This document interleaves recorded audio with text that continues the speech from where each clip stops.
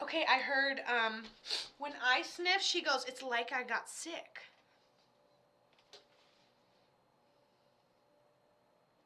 So you hear your name being called when no one else is around, Priscilla. This is you being clairaudient. Out of nowhere, I heard this little voice come up to me, just this faint voice, and say, it's like I got sick, okay?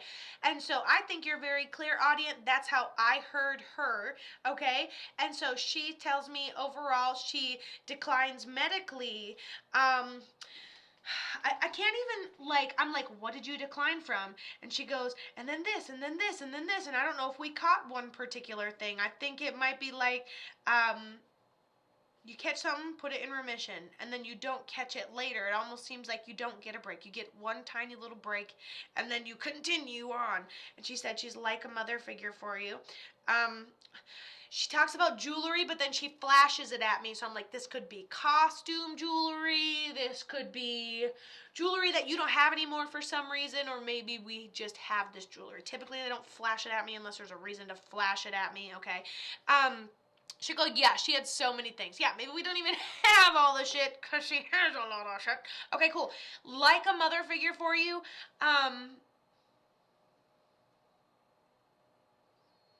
She also puts a wing around you, so it's someone that, you know, if she's not a mom for you, it's someone that was like a parent figure or someone that, like, would help lead.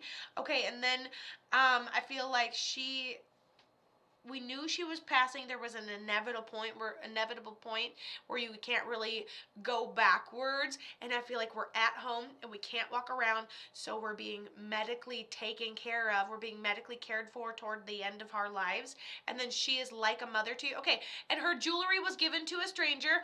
What the heck is even that? Okay, interesting. I'll go ahead and do that for you. So she talks about that and she flashes it. We gave it to a complete stranger, Kato, that homeless man on the street. Here's my grandma's jewelry. Hell yes, okay?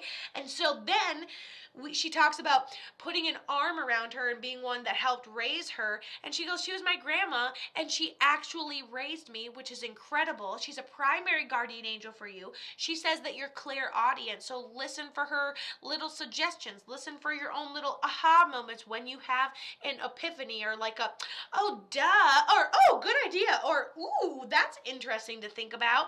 That's going to be grandma, your butterflies. I hear my name always. Honestly, that's how I heard her to begin with. She had, I don't even remember what she said, something about dying medically. I don't freaking remember. But anyways, so you'll have to watch your recording. I've got no idea what's happening right now. Okay, and so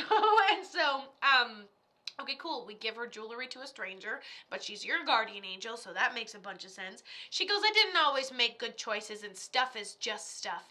And then she talks about the signs and symbols of nature that you're seeing, validating that it's you, and you say, oh my God, butterflies. I see them, and she loved them.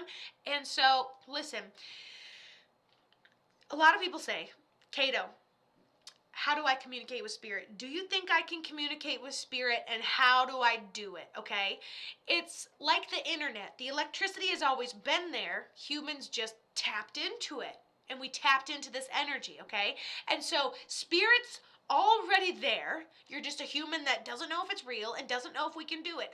All you have to do is become aware of it. Knowing that the butterflies are her, become aware of the butterflies. Knowing that if you become aware of just random thoughts that you have, when you talk to yourself all day, being aware that that could potentially be spirit giving you information. It's a full moon and totally possible, people, okay? And then another thing is, I would love to confirm how she ended up passing. She talks about her not being able to walk toward the end, her being maybe taken care of at home, and then ultimately her declining medically. So let me know. Woo! These readings are quite the intense little cookies, aren't they? Quite the intense little cookies. Taylor's like, I needed this in my life. I feel the same. I needed it in my life too. Sometimes we just need to talk to incredible amounts of dead people.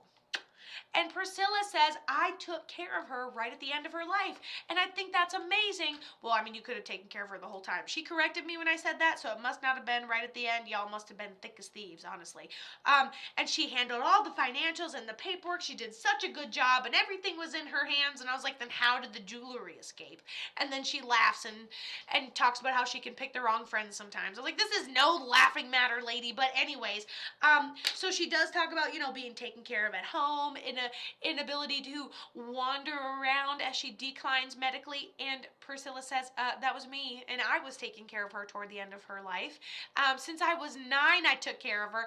And what are the chances? She even says, see, remember when I said it was at the end of her life last time?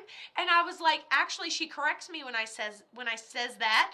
Sounds like her. When I says that, she corrected me, and she told me, her loved one on the other side says, we were thick as thieves longer than that. And so you were taking care of this person and learning how to take care of this person's medical since you were 9 years old, which is incredible. I can't imagine my boy 1 year from now starting to take care of people that are passing away, but it would definitely be beautiful. And you know what? If it's family, it's needed. But when my grandmother's care fiber was given when she was your grandmother's caregiver,